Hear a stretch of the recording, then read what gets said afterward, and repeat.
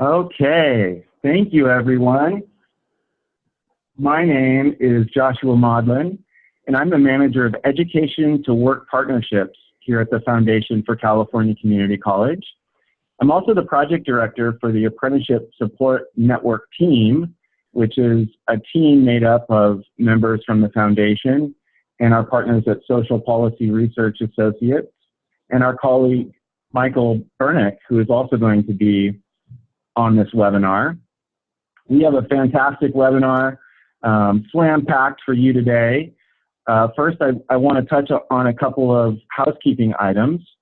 We're going to have all of the participants on mute during the webinar, but we will be responding to all of your comments in the chat box, and we will have some time at the end, as you'll see on the next slide. We'll have some time at the end to answer your questions and comments. Today I'm joined with my colleagues Tracy Holt, who is the Executive Director of Alliance for Workforce Development, and Michael Bernick, who is Special Counsel for Duane Morris LP. Next slide, please. So this webinar is being recorded, so watch what you say. Oh, wait, that's me. And so today we're going to go through introductions, which I just did. I'm going to give you a brief overview of Career Catalyst. Many of you on this call are probably wondering what that is. And then we're going to have a nice conversation with Tracy Holt from the Alliance for Workforce Development to hear about her program and how she's using Career Catalyst. And then we'll switch it over and talk to Michael Bernick, who's going to give us a state view and perspective about potential opportunities for Career Catalyst and how it might interact with your organization or program. We're going to leave plenty of time at the end to discuss questions and have a rich conversation. And then following this webinar, we will have a follow-up conversation and thread on our California Apprenticeship Initiative Hub. And so for those of you that don't know what that is, I will be telling you a little bit about it, and we will also have a link to it so that you can join. Next slide, please. So Career Catalyst is an employer of record service that was established here at the Foundation when the Foundation started back in 1998. And originally this program was started to provide paid work experience for state agencies that didn't want to bring students or participants onto their payroll. And so this service was created to reduce the burden and risk to employers like state agencies that are wanting to provide that temporary work experience to students and job seekers, but are concerned about risk or don't want the hassle of HR and payroll. And I'll be diving in a little bit further to tell you more. But currently, we have partners that are community colleges, state agencies, private employers, intermediaries, K-12 high schools and districts that we create contracts with to support their paid work experience program. And as you can see here on this slide, in 2018, we onboarded over 1,000 students. These participants worked over 190,000 hours and earned $2.5 million in wages. Next slide, please. So what is this Career Catalyst and what does it do? Essentially, Career Catalyst is an employer of record service. And so what that means is we handle everything that an employer would need to do around payrolling and workers' comp and unemployment claims, leave management, taxes, and all of those burdens, which allows employers, whether they're state agencies, whether they're workforce boards, whether they're colleges, to focus on the work and not on the hassle and logistics of onboarding students. Each of our students, we'll go back one, please. Each of our students is actually an employee the same way that I'm an employee here at the foundation. They leverage the same Paycom timekeeping system that the rest of our employees here at the foundation use, and all of them are W-2'd employees. So they're not 1099 contracted employees, but rather W-2 employees. Thank you. Next slide. So a quick overview of the cost structure. On the right-hand side, you can see a menu of services that we offer, which all come packaged as a part of this service. And we offer pricing based off of the number of participants in two ways. So based off of the number of participants that you have, so there's a one-time $100 onboarding fee. And then we have a 15% administrative fee, which is calculated by taking, as you can see on the right-hand side here, the number of students, their hourly rate, their total hours, adding the wages and taxes, including the workers' compensation tax, totaling all of that and adding our 15% management fee on top. Next slide, please. So how does the contracting work? Well, each of our state agency partners or employer partners fills out a proposal that our team puts together, and we have folks on our team, like my colleague sitting next to me, Letty Shaper, who's a specialist, to help you think through your program design and what those needs might be. And we would then create a proposal for you that you would, of course, approve. And then once that's approved, we would go into create a contract with our contracting department so that we can outline all of the roles and responsibilities and then move forward into the onboarding phase. Next slide, please. So you can see here from this slide exactly how it works. There are 4 buckets.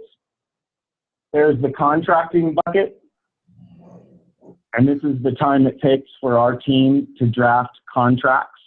So we try to do a turnaround in contract drafting within 2 weeks. The students or the participants are onboarded. You can see there's a new client onboarding webinar, which takes about an hour. That's performed by our team coordinators.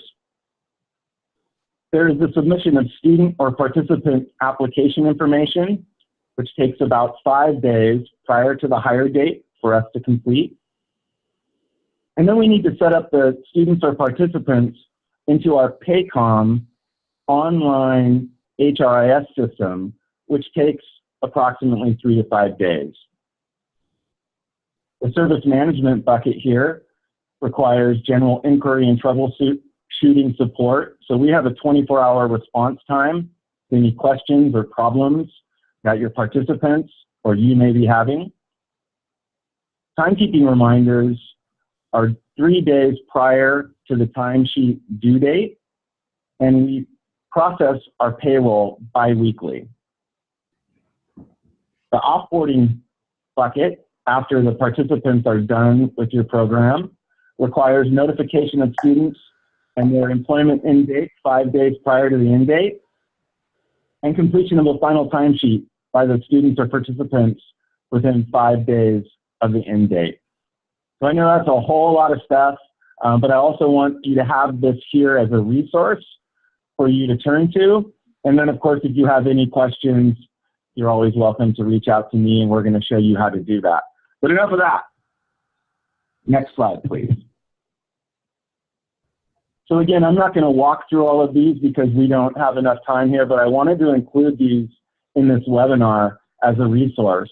And essentially, this helps you as a program think through the elements required for a paid work experience program, and allows you a visual to see where the employer of record or the foundation fits into that mix. Next slide, please. So we'll go through these kind of quickly, and you can just sort of click through here. This helps you think about participants, the employer, funding, so that's us, employer of record, contracting, and then program management. I've got two other slides here that we'll go through really, really quickly, just to give you an idea of two different scenarios and two different types of programs. Next, so you can see here, this is one of our apprenticeship partners that currently has 3 apprentices on payroll. And then the next slide, this is an older slide for a past program that we did with our next guest, Tracy Holt from Alliance for Workforce Development. And so you have these to refer to and to help you think through how our program might interact with and support your program. But without further ado, the real reason why all of you are here, I'd like to welcome our next guest, my colleague Tracy Holt, who is the Executive Director of the Alliance for Workforce Development, which is a WIOA service provider within the NORTEC region. Tracy's worked for nearly 2 decades in workforce development and nonprofit. She also serves on the board of directors and is an executive committee member for the California Workforce Association. Tracy, thank you so much for being here. Thank you, Josh. So Tracy, I'm going to ask you a few questions here so that folks can get a sense of the size and location and scope of your program. Maybe you can start by telling us the name, the location, and the areas of occupation and focus that you've been working on. Yes. Thank you for having me. I really appreciate it. And as Josh mentioned, I'm the Executive Director for the Alliance for Workforce Development, and we are a WIOA service provider within the NORTEC region. And as you can see from this slide, we cover a very, very large territory in Northern California. We cover, NORTEC is a workforce development area that is comprised of 11 counties, and we operate 6 of those counties. You can see there we have 8 centers, AJCCs, within those 6 counties. We average visits, services to job seekers right around 100,000 people a year. We cover just over 15,000 square miles, and our population in our region that we serve is just over 390,000. So we cover a very large territory, and as part of why we came to working with the foundation on the Catalyst Career Catalyst program is, you know, we're prone to a lot of natural disasters in our region, and so most of the work that we've been doing with the foundation has been around those National Dislocated Worker grants that we've received, are dealing with the droughts, the floods, and now fires. So that's just a little bit about who we are. And of course, on the WIOA side, we serve, you know, most of the Title I programs, Adult Youth Dislocated program as well. Thank you, Tracy. Can you tell us a little bit about the participants that you serve and the number of participants you serve annually? Yeah, on for our WIOA programs throughout our region, from an enrollment standpoint into the WIOA programs, we enroll roughly around 600 to 700 people that are enrolled in the WIOA programs. Now, obviously, we serve way more than that, that don't necessarily get to the level in which WIOA enrollment is necessary. So that's about, in terms of how many people, individual job seekers that our case managers are working under the WIOA programs. Under our National Dislocated Worker grants, can range anywhere from, roughly 200 people we served in our drought program. We've got about 250 people we've served in our storm grant, which is currently going on. And right now we're managing 2 fire grants from the 2017 wildfires in Butte and Nevada counties. And as most of us know, the Camp Fire, which devastated Butte County, Paradise, and the Ridge in 2018. And we've got, we're going to be roughly serving 1,000 individuals for that particular dislocated worker grant. Thank you. I know that you have some really critical partnerships in your region, local college being one of them. Can you talk about those partnerships and why they're so critical to the work that you do? Absolutely, and that's, that's how we started working quite a few years ago with the foundation. Was in Plumas County. We have 3 community college districts within our service area, and we have 3 community colleges. And we started a program in Plumas County several years ago with Tim and the foundation, working with our local community college on some fire recovery projects. And that's kind of how we started our relationship with the foundation. But more importantly, our relationships with the community colleges in our service area. We could not do what we do without them. We meet regularly with the presidents of the college or their designees to work on programming, trying to figure out, from a so as I was mentioning, our relationships with our community colleges are really, really important. We do a lot of sector work in our region, and that's very, very important to make sure that our community college education is at the table, having those discussions with industry, workforce, and education, really coming around the table to make sure that we are meeting the needs of industry. And we do quite a bit of that specifically around healthcare. That's one of our priority sectors that we work within our region. Again, what we could not do, what we do, we train a lot of people. We spend a significant amount of money every year with our community colleges, and it's a great working partnership. On our campfire project with Butte Community College, they're in Chico. We are actually putting individuals, the college put together a required, it's called HAZWOPER. It's some training that is needed in order for individuals to actually go and do worksite cleanup within the campfire. And within a matter of about 2 weeks, we had a programming done at Butte College, and we are training anywhere from 50 to 75 people every single week through that program. So the ability for our community colleges to respond to not only industry, but what our clients. And I will add one more thing that we do, Josh, with our community colleges and our Career Catalyst clients is that we do tours of our community colleges. We have folks come and talk about trends, careers, kind of what the career pathways are. So it's a really good relationship for not only for education and workforce, but for our clients as well. Okay, thank you so much. Well, I was just asking if you could talk to us a little bit about your recruitment and placement process for your participants. I know that you do a whole lot of work, and so perhaps we could just focus on this fire project. Yeah, so for our campfire project, that's the one that's front and center right now. From the day after the fire, we were already on the ground working with our partners to identify what the needs were going to be.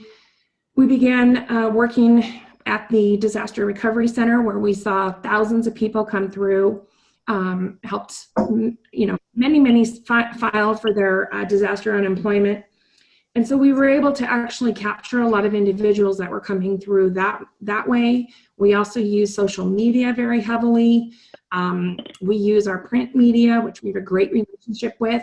So we use a lot of different avenues of getting the word out in terms of recruitment for these types of projects. There's specific eligibility requirements, and so we have to make sure everybody's up to speed on those. But you know, we're front and center, especially on this particular project. And you know, we're going to probably serve, I would estimate, somewhere between 1,200 to maybe 1,500 people with this particular grant that we have.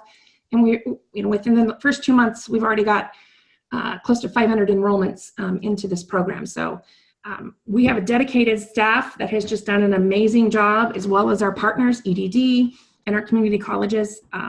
We've been able to capture quite a few people already. So that's really how we go about for this particular grant that we're working on, in terms of reaching out and trying to gather participants. What sort of wraparound services are you noticing that you need for a situation like this that has just been such a huge tragedy in your region? Yeah, that's a very good question, Josh. Within the first week, we had brought a team together, Nortec taking the lead, Michael Cross, the executive director, as well as the county, taking the lead and pulling teams together that were at the table and still continue to be at the table every single week, talking about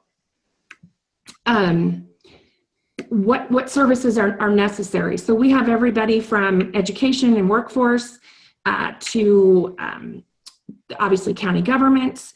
We have city governments, and we have Cal OES. We have representatives from the governor's Go Biz office every week to make sure that we're addressing the needs of not just our job seekers that are looking for work and have been devastated, you know, as a result of what happened there, but our business community as well.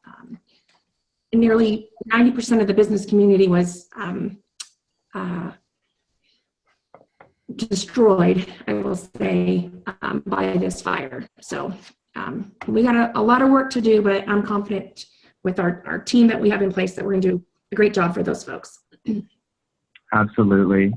So switching gears a little bit here to talk about, you know, how the sort of evolution of our relationship and how we actually came to become partners.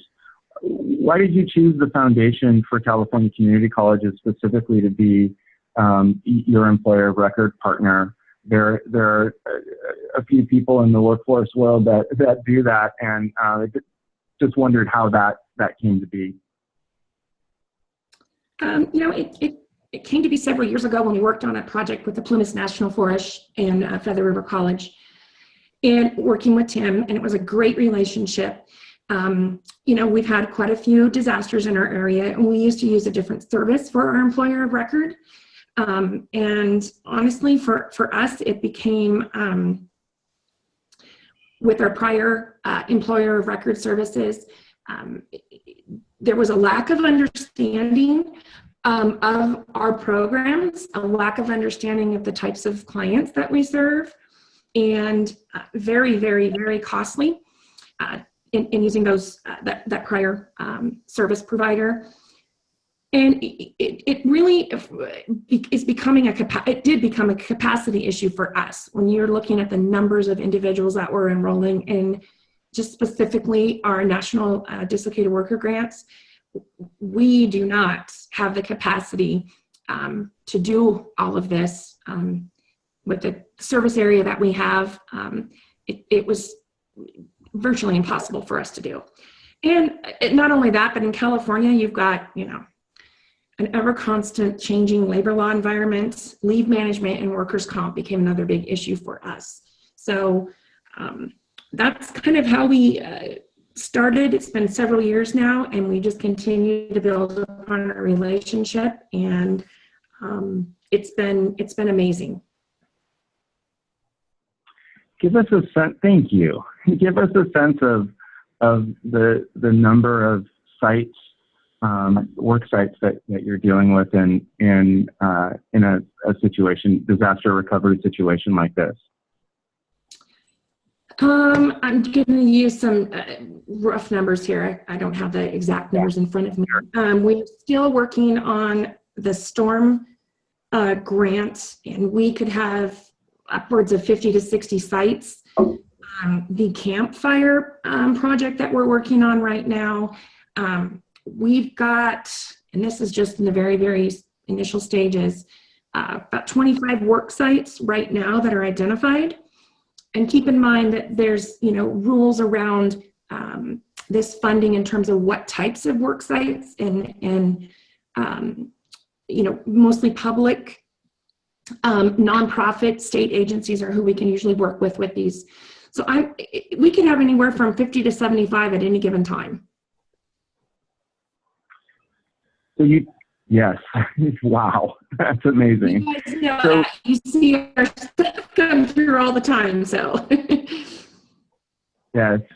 So you touched on some of the capacity issues for sure, and just keeping track of time from all of those participants at all of those different work sites. Are there any other logistical challenges that Career Catalyst has helped with to really bridge that gap between training and employment? What I like about it, and specifically about our relationship, is that we're geared towards making sure that these individuals that we're serving have what they need. If they need to go back to college, we've got that relationship there. You guys have just been amazing to work with all of the nuances with our funding streams. You've made it. You've taken a very large task and put your team together, and little hiccups here and there, but that's mostly our issues trying to get things going so fast. But honestly, it's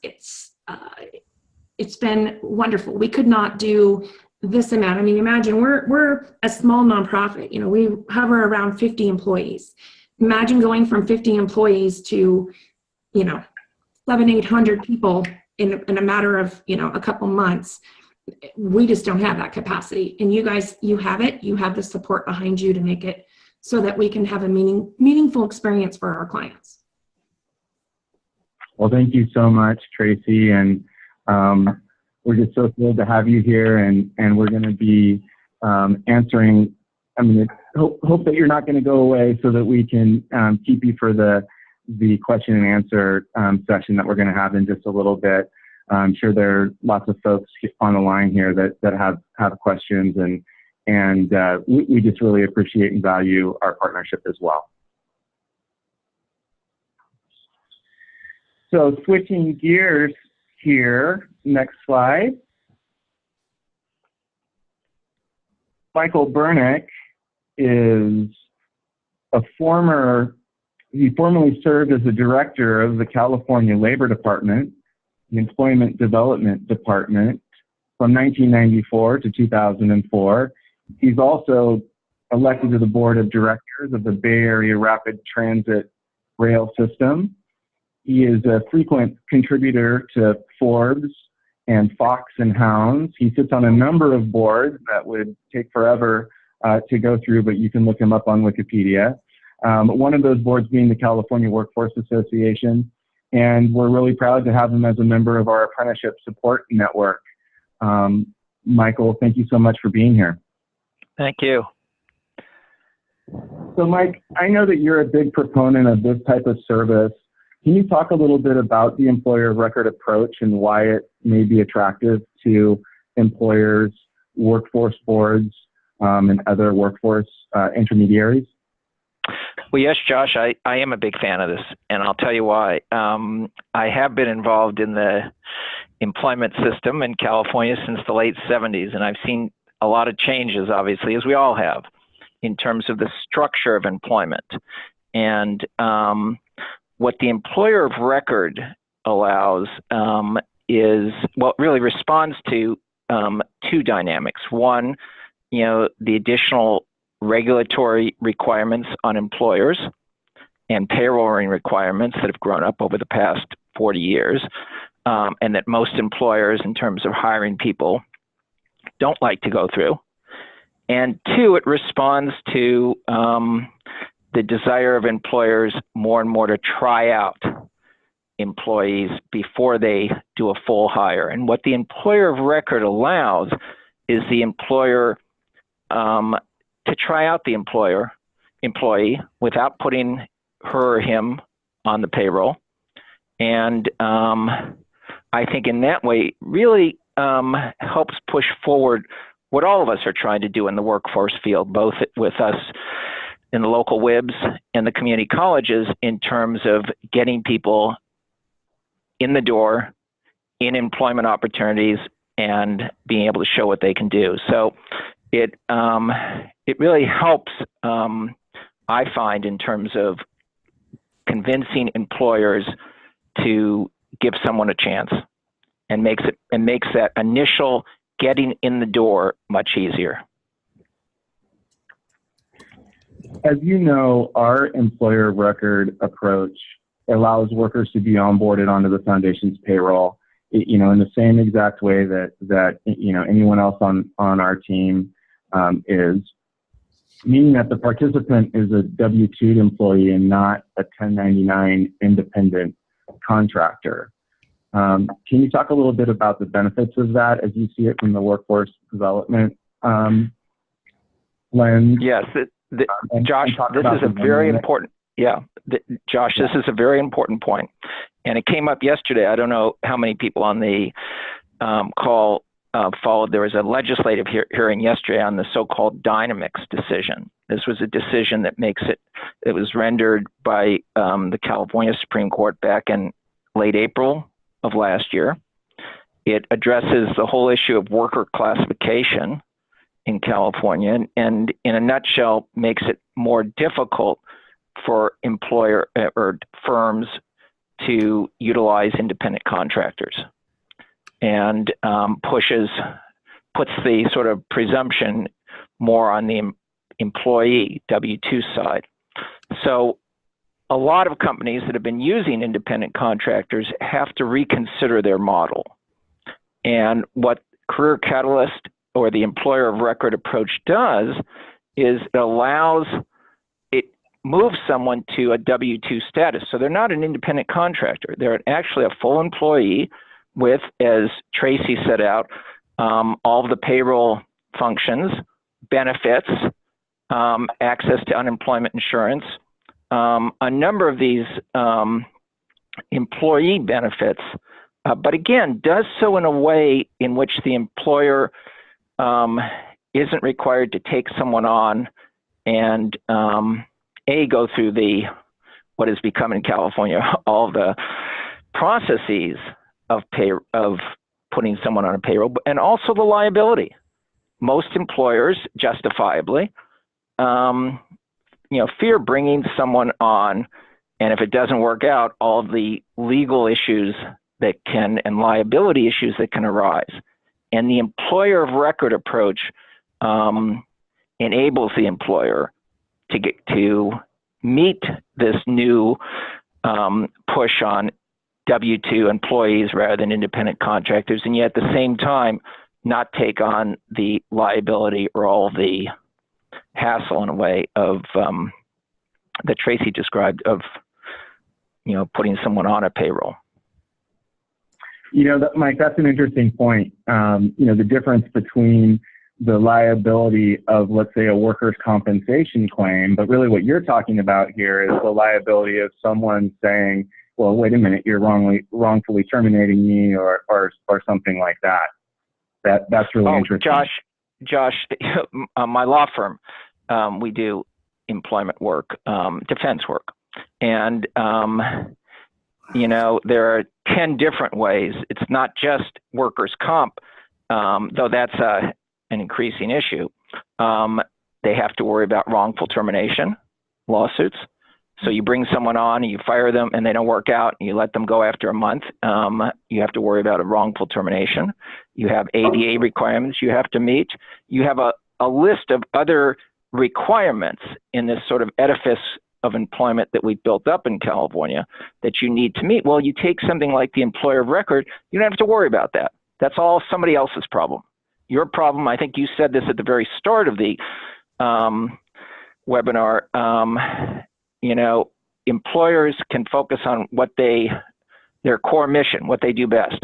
All this other stuff in terms of worrying about, did I do workers' comp correctly? Did I withhold payroll correctly? Did I fill out the UI forms correctly? Did I meet the ADA requirements correctly? None of that's the employer's problem.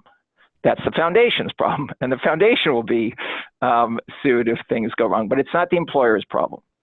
And for us in the workforce community, it just makes it easier to do what we want to do, which is get someone in the door, help them make a placement. One of the additional benefits of this type of approach, as you know, is it allows employers to provide health benefits, obviously through the foundation. What sort of impact does that have on the workforce system, if any? Well, it does have an important impact. And again, it's part of this whole push, legal and political up in Sacramento, to make sure more and more workers in the labor market get benefits. As independent contractors, theoretically you can get benefits, but in most cases you don't. And whereas in a W-2 employee you do. Well, there's both a legal and political push to change that. And what the employer of record, again, the foundation and Career Catalyst provide that. So the employer, somebody goes to the employer, oh, you don't provide benefits to your independent contractors. Well, that's not true with Career Catalyst. You say, hey, I use Career Catalyst. They do provide benefits, and they do provide, not only health benefits, but other forms of benefits, as well as meeting the requirements, payrolling, everything else. So yes, this benefit issue, independent contractor versus employee, the fact that Career Catalyst allows the company to meet the W-2 requirements, to meet the employee status, while at the same time not having any of the hassle of payrolling and, as we described, legal liability.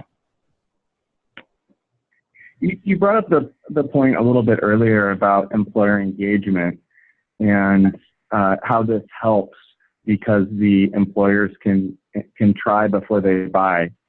How do you see Career Catalyst supporting the California Apprenticeship Initiative?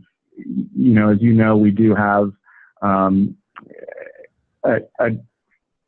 handful of CAI members that are going to be leveraging it. What do you see as the opportunity there?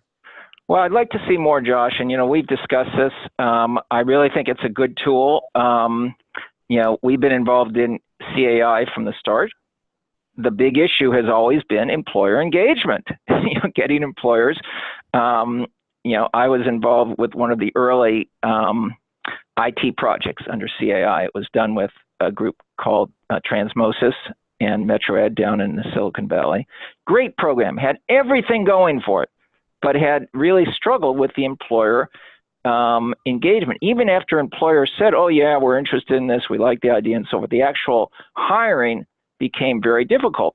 In many cases, human resources departments really balked at this, the apprenticeship approach. Well, under CAI, by utilizing an employer of record approach or Career Catalyst, you're able to go to the company and say, this is what the apprenticeship can offer. You don't have to worry about taking someone on your payroll. You don't have to worry about your human resources people. They can be on Career Catalyst payroll, and we'll take care, again, of all of the payrolling and all of the liability. And if the person doesn't work out, you don't have to worry about lawsuits about this and that. So I think definitely for CAI, and definitely as we're building up, the challenge, again, we're in the very early stages. The governor has talked about 500,000 apprenticeships with the next 10 years. But we're in a very early stage now of creating apprenticeships. And as we know, Josh, in terms of IT or healthcare or advanced manufacturing, it's still an uphill climb. And so what Career Catalyst, this employer of record makes it easier for the employer to sign on. Now, I might also add, Josh, that it's a very good tool for some of the programs under WIOLA, particularly, obviously, work experience. WIOLA has given greater prominence to work experience as a workforce strategy. And Career Catalyst allows a company to undertake work experience or to participate in work experience, again, at the same time without bringing the worker on the payroll. So I think especially in work experience under WIOLA, it can work for other areas of WIOLA. On-the-job training is a little bit difficult because usually in on-the-job training, we want the employer to take the person on and then continuing on, but even that's not impossible. So I see in a number of ways, certainly with CAI and a number of WIOLA programs, an opportunity to utilize this employer of record. Well, Tracy did such a great job of giving, her perspective, from a huge program perspective. Tell me a little bit about other, you talked about WIOLA, you talked about OJT. Tell me about other instances or opportunities that might be on the horizon where this could also be a good fit. Yes, I do want to. Let me say, Josh, I said I've been in the field for a long time. We are in an extraordinary period in California employment. We have the lowest unemployment statewide that we've had since the new methodology since 1976. Even in Tracy's area, which traditionally has been double-digit unemployment, it's under Butte, I think Tracy is around 6 or 7%, or maybe even under that now. Yeah, and our Central Valley, always double digits, is now below double digits, to say nothing of our coastal areas. In my area I'm in the financial district of San Francisco, we have unemployment under 2.4%. When I went to college, Josh, they told us we couldn't have unemployment this low without inflation, but we are. But this is an extraordinary period. But even, and here's the point with employer of record, even in this period, for many workers, it is very difficult to get a job. Especially any decent jobs become very competitive. So for us in the workforce field, it's still a challenge, even with this low unemployment, to get a lot of our job seekers into opportunities. And so I think particularly with CAI, also with WIOLA on the job, WIOLA work experience, and to an extent on the job train. But I would say really the range of adult services and the range of other CTE programs in the community colleges, the employer of record still has an important role to play in terms of getting beyond the employer's initial resistance.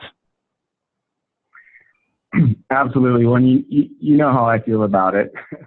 There are a number of for-profit services like this.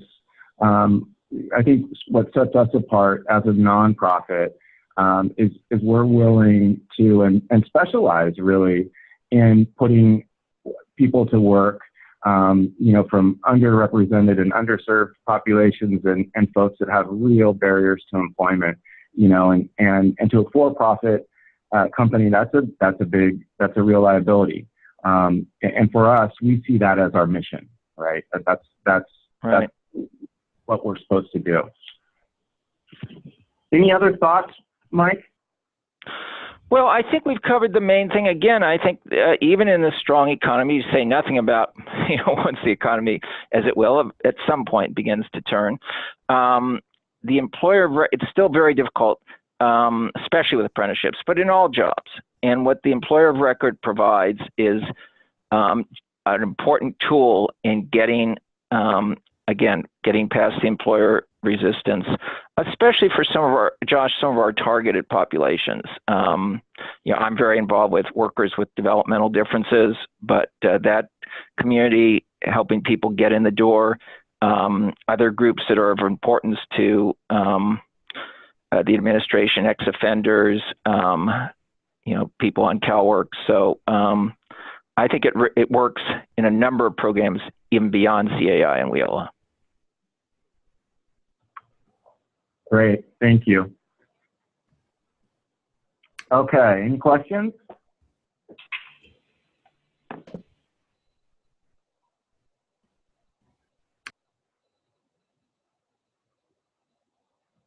Let me say, Josh, let me say, if people do have additional questions in terms of just the legal issues regarding Career Catalyst, the employment of record, they should feel free to call me. Well, thank you, Mike. We're also going to be, if you go one more slide further here, we also have Letty Schaefer, my colleague who's sitting next to me. Say hi, Letty.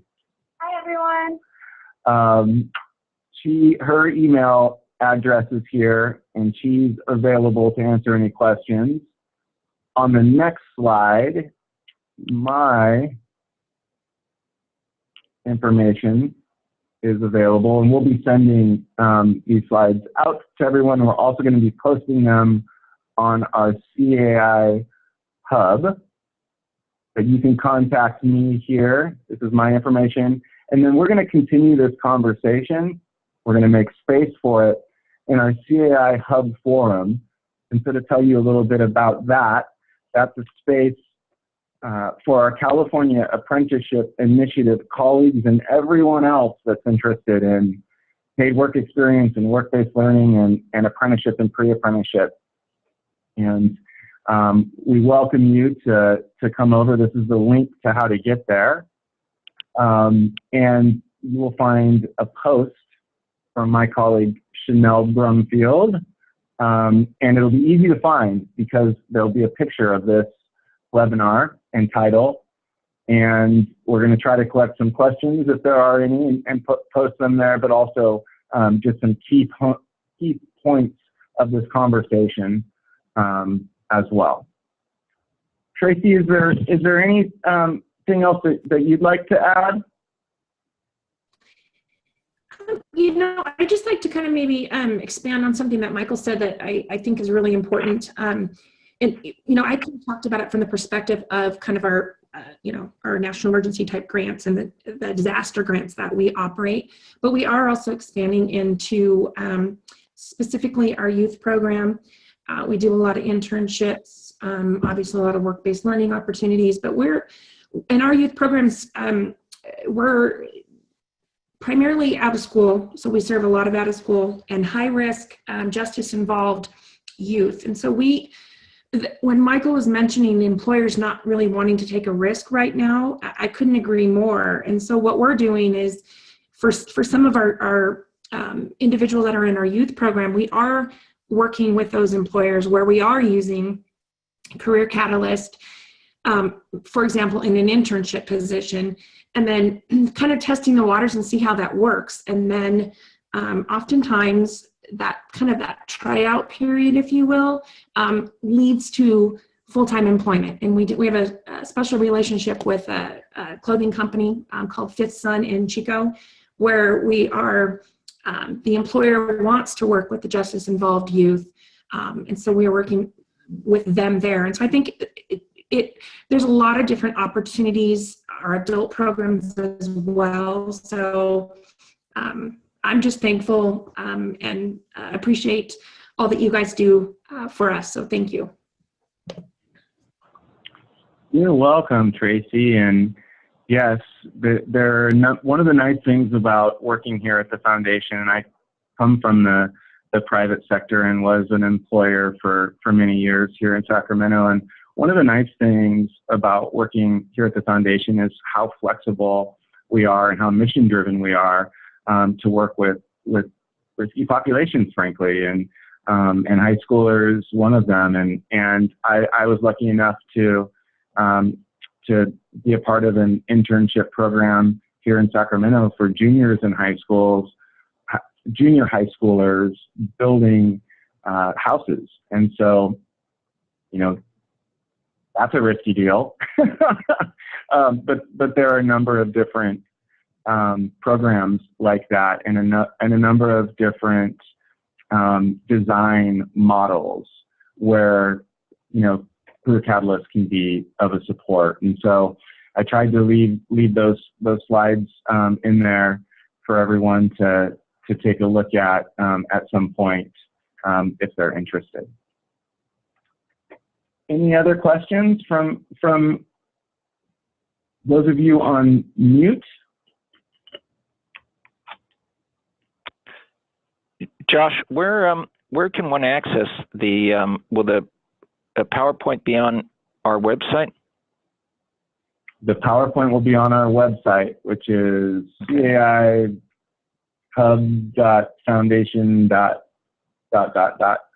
he's looking it up right now. Okay. Yeah. This will also be blasted out to all of the CAI members on the call, as well as through the California Workforce Association. Yes, and that too.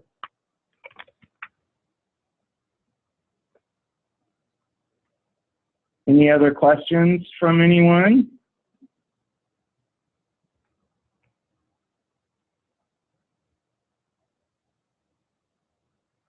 So the website is caihub.foundation.ccc.org.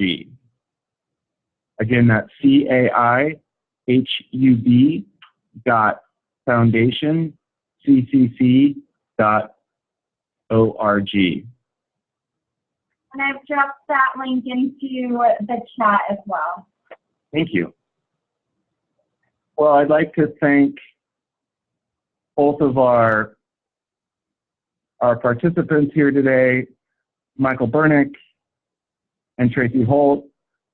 I'd like to thank our partners at Social Policy Research Associates for helping support us through this webinar here today. I'd like to thank all of my colleagues in this room with me as we're running around doing crazy stuff because of the weather. And thank all of you that are on this webinar listening. Please feel free to reach out to us. And, you know, a heartfelt thank you for all the good work that you're doing here in California. You know, I'm really honored to have colleagues like all of you. Thank you, Josh. Bye, everyone. Thank you.